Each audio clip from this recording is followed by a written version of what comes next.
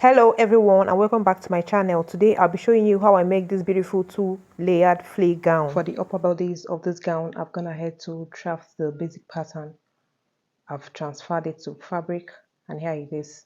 This is the front basic block and this is the back bodies. I've gone ahead to include all the allowances on both sides. As I said earlier, it's a flea gown.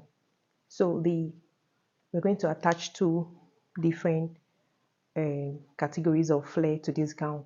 The inner flare is going to be cut on 180 degrees and that is what we have here. I divided the waist measurement by 3.14. This is the second flare that I'll be using to be attached on top of the tulle net. You can get this flare by dividing whatever waist you're using by 6.28. Okay, this is a 360-degree flare. Next is our tulle net, our zipper, and our matching thread. So I'll see you guys on the sewing machine. So soulmates, I've started sewing already. I just thought to share with us how it's been going. Okay, so this is the lining I'm using for this fabric. I decided to use the same doll face I'm using it to also line this material, but you can go ahead and use about lining. There's so many material you can use in the market to line your fabric. Okay, then I use this interfacing. I use this headstay to help hold the fabric in place. So I've gone ahead to iron it on the fabric and I've sewn this one. This is the lining. I also did same for the main fabric, so you may have to do your own this way. You look at it, you can see. And I also gone ahead to notch. Is important. It helps the fabric to relax very well. So notch is important. And if you look here, I'm still holding my pattern papers in place. Is important. Please do not misplace it in case along the line it can get confused. Is actually possible. Then you can always go back to your pattern papers to refer, to cross check if you are doing the right thing. And I thought to show us, this is the back. I'm almost done joining them, but I just decided to pause and share with you guys. So this is the back. So here you can see that the pattern paper is still on it. Even after ironing it, and I still go back to attach it back. It helps me a lot. It's actually a guide. Okay, and this other one is still here. So what I do is, once I detach it, I know where to join. Once I detach any part, I know where to quickly join immediately and start sewing. And remember, I'm sewing on 1/2 inch alone. 1/2 inch, that is the sewing allowance that I mark out for. So I'll maintain and sew it down. Okay, so I'll sew it now and then we'll continue. And to sew, once I detach my pins from my pattern immediately, and then I pick them like this. Okay, it makes it easy and simple. Okay, especially the beginners amongst us, it makes it easy. There's no way you are going to use this one to sew this one. No, we don't want that to happen. So by the time I pick it, I know that it is definitely going to align, because that is how it is from the pattern paper. So I'll quickly pin this one down, make sure that it is equal. Then you have to pin, okay, to keep it in place. Then you quickly move on to your sewing machine. One other thing I do most time is to quickly, because I already know how to sew on 1/2 inch. Okay, but some of us that are still finding it difficult to maintain sewing on the 1/2 inch allowance, you can, at this point, you can just quickly measure it with your tape like so, and put that mark there. Notch, always notch. It helps your fabric to relax. By the time you iron this, you understand. Okay, this is done. The next thing, you still grab this one like so. Pin it, and then we run the stitches. Now that I've finished sewing them, I've notched, I've removed my pin. You see, it's looking relaxed already because I've notched. By the time I iron, it will just lay flat. So I'll quickly go and iron all of them, and we'll start joining. I have finished ironing all of them. You can see.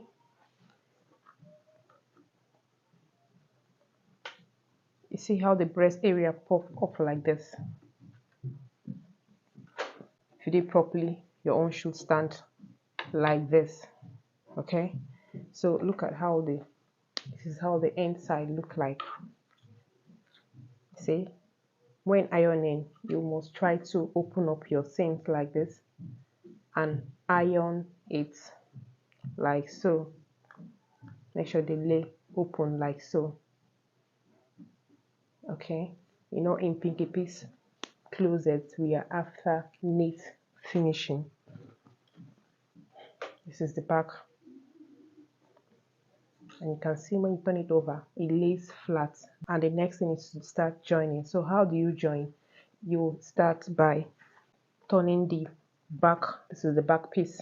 I told you I'm using the same fabric, so you might not know. That is why it's important for you to mark and take note.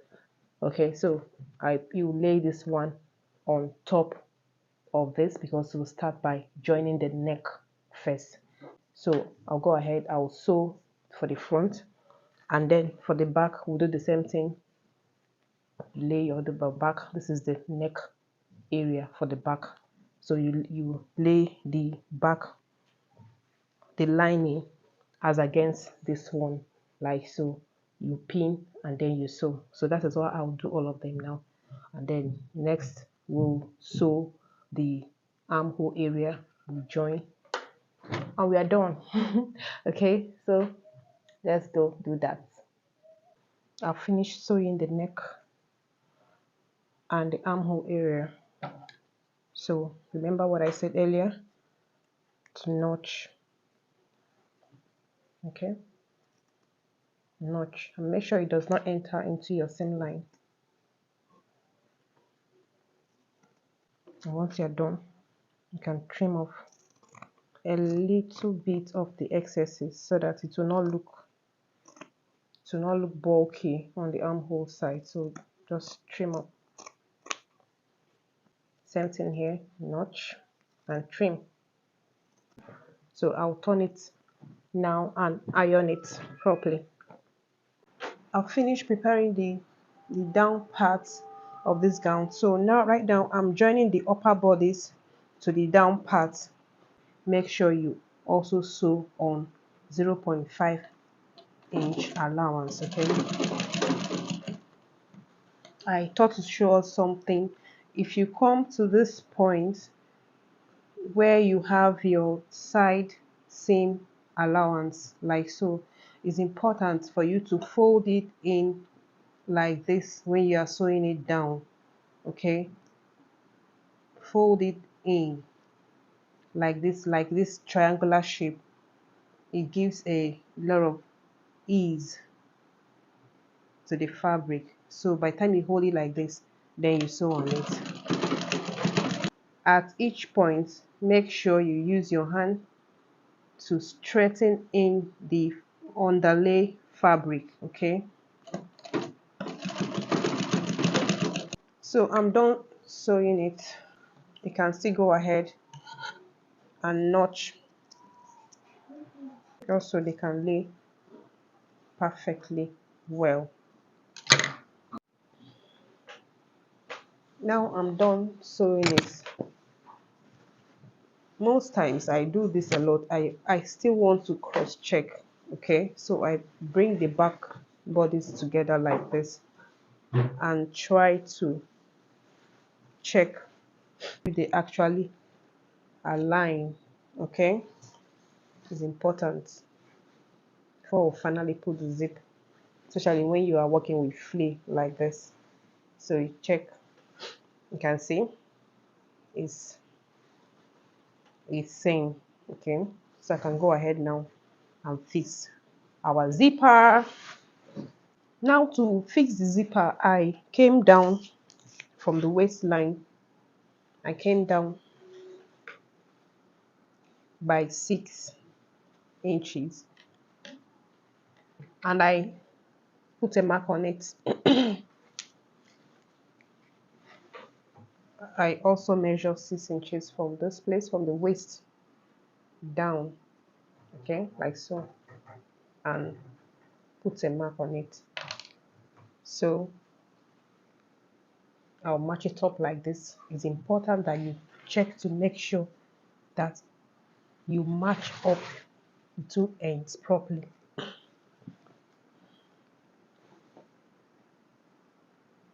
When you match up like so, you pin down. Please always pin down. Is very, very helpful. Okay, you pin. So now I'll go ahead and sew from this 6 inch that I've marked. I'll sew it down to hold the lower part in place. I'll do the same for the lining and then I'll join the zipper. I'm done fixing it. You can see how neat it is and is equal. It's time to fix our zipper. So to fix your zipper, you may have to open up this plate a little bit, and this is the front part of your zipper and this is the front fabric. Okay, so we're going to place our zipper like so and sew it down.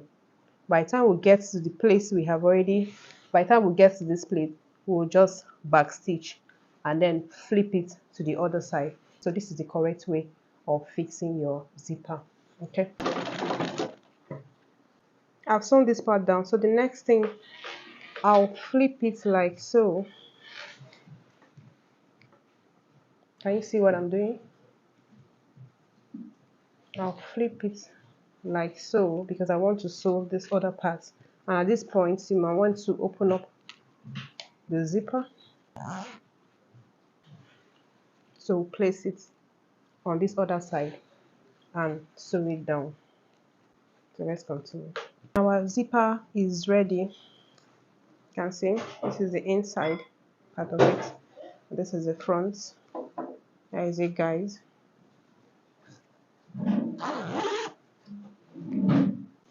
And we are done. So I'll place on the mannequin now and I'll start the embellishment on the front part of it. This is the gown. I'll go ahead now and do the embellishment and I'll show you.